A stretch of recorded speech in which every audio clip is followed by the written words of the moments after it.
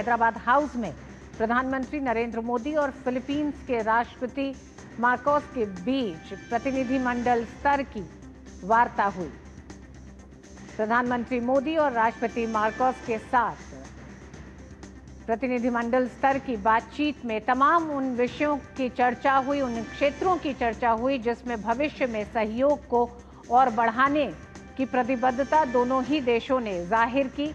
और इसी प्रतिबद्धता को देखा कि 9 ऐसे क्षेत्रों में समझौता ज्ञापन और समझौते हुए हैं जिन्हें लेकर आने वाले समय में दोनों देश आगे बढ़ेंगे। दोनों देशों के बीच साइंस एंड टेक्नोलॉजी, पर्यटन के क्षेत्र में सहयोग को आगे बढ़ाने के लिए और एक तरह से इसकी समय सीमा 2025 से 2028 तय की गई।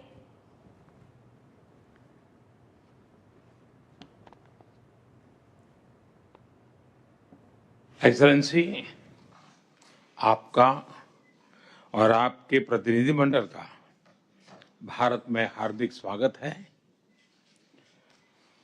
आज का दिन हमारे द्विपक्षीय संबंधों के लिए एक ऐतिहासिक दिन है। हम भारत फिलीपींस संबंधों को स्ट्रैटेजिक पार्टनरशिप स्तर पर ले जा रहे हैं। इससे हमारे संबंधों को एक नई गति और गहराई मिलेगी। रक्षा और सुरक्षा क्षेत्र में हमारे संबंधों को बल मिलेगा। पिछले कुछ वर्षों में हमारे संबंधों में सभी क्षेत्रों में प्रगति हुई है।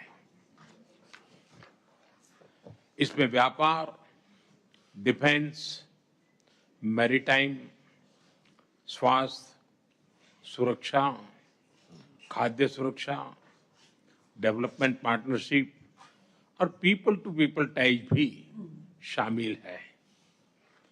बहुत खुशी की बात है कि आज हम अगले 5 साल के लिए एक प्लान ऑफ एक्शन बना रहे हैं। एक्सेलेंसी, जुलाई 2027 तक फिलीपींस आसियान में भारत का कंट्री कोऑर्डिनेटर है। 2026 में आप आसियान चेयर की जिम्मेदारी भी संभालेंगे।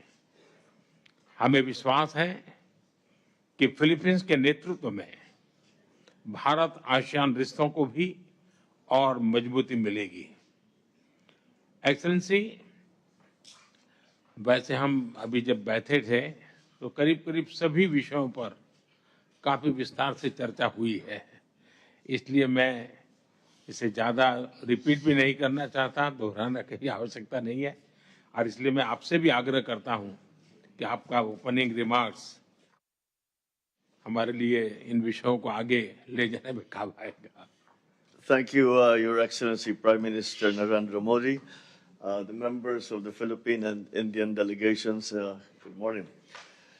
It is a great delight to be in India as I follow in the footsteps of 4 of my predecessors, whose ranks, I am proud to say, include my father, who was the first Philippine president to come to India in 1976.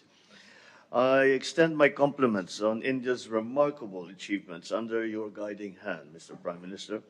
Landing in Delhi, the evidence of rapid transformation and the energy of the world's 4th largest economy are readily palpable. I also extend my heartfelt appreciation, Mr. Prime Minister, for the hospitality and the honor you and your government have extended to me and the First Lady and our entire delegation. This morning's gracious welcome rites were a gesture of friendship that impressed on us the centuries-old civilization ties and kinship between our two peoples. I wish also to take this opportunity to thank you once again for previously approving our request for exemption from India's export ban on the non-basmati rice. It's a subject we touched on.